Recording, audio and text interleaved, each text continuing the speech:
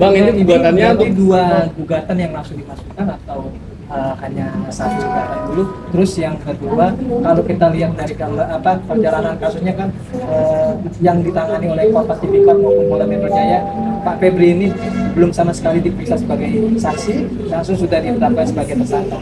Kemudian keluarlah sprindik baru yang dikeluarkan oleh Kejaksaan Agung pada saat pelimpahan. Pada saat paginya dia diperiksa sebagai saksi, malamnya dia sudah ditetapkan sebagai tersangka dan sudah ditahan gitu. Oke, sudah paham, kita paham. Saya siapa? Saya aja. Jadi gini, betul di sini ada dua persoalan.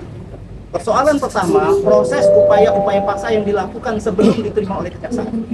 Maka itu di dalam satu permohonan tersendiri.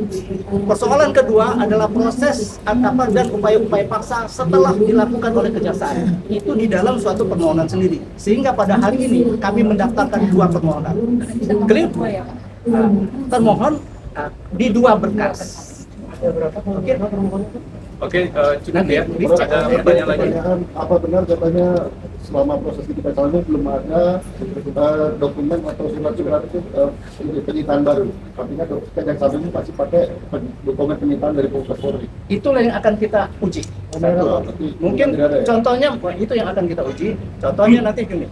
Ini sudah mulai ada kami lihat ya di dalam proses itu seperti klien kami itu dipanggil tanggal 20 misalnya, diwajibkan tanggal 22 datang.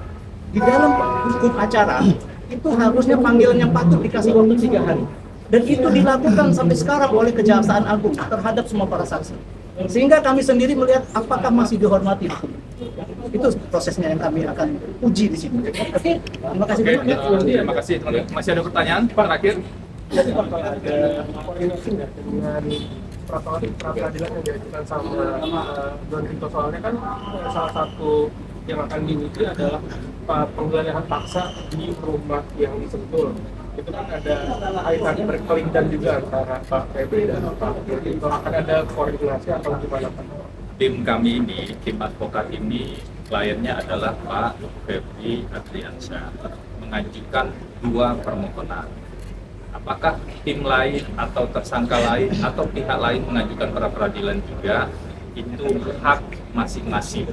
Jadi kami hanya bisa mengatakan apa yang kami ajukan gitu. Jadi ada dua permohonan diajukan secara bersamaan dengan harapan yang penuh nanti Pengadilan Negeri Jakarta Selatan betul-betul melihat secara detail dan secara adil penerapan hukum acara itu ya yang saya kalau pihak lain mengajukan ya itu di luar domain kami fokus di pra peradilan yang diajukan sekarang.